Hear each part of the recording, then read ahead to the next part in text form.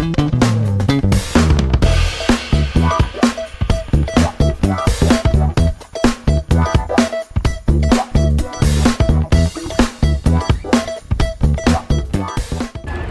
in Trafalgar Square today, where there is a massive demonstration against wearing masks and against vaccination for COVID. But unfortunately, as I'm going to tell you, these concerns, these hang-ups about vaccinations, they're nothing new.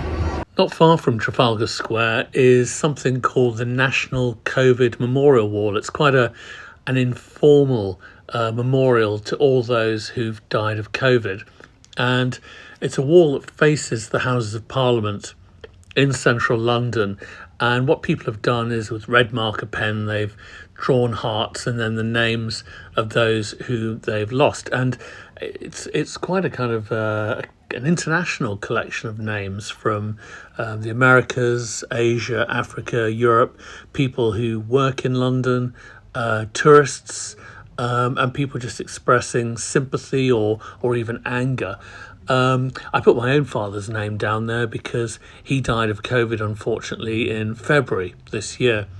And it just amazes me seeing something like this, you know, this very emotional memorial, that anybody could still doubt that COVID is very real and has had a massive impact. And yet, on the same day that I went to see the COVID memorial wall and to add my father's name, I came across yet another demonstration, and it's the usual thing that vaccination is some part of a global plot to kind of put nano robots inside us or whatever, that the pandemic is a plandemic, and so on and so forth. And yet, for the last 200 years, vaccination has had a proven efficacy in rolling back diseases right from the very start.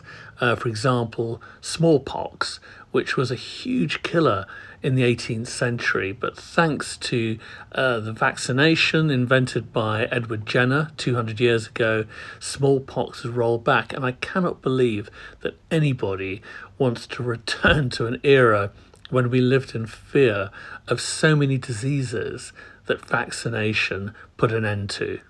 So frankly, what history tells us is get vaccinated. Vaccinations work. They eradicated smallpox. They protected us for nearly 200 years. Don't be a fool. Get vaccinated.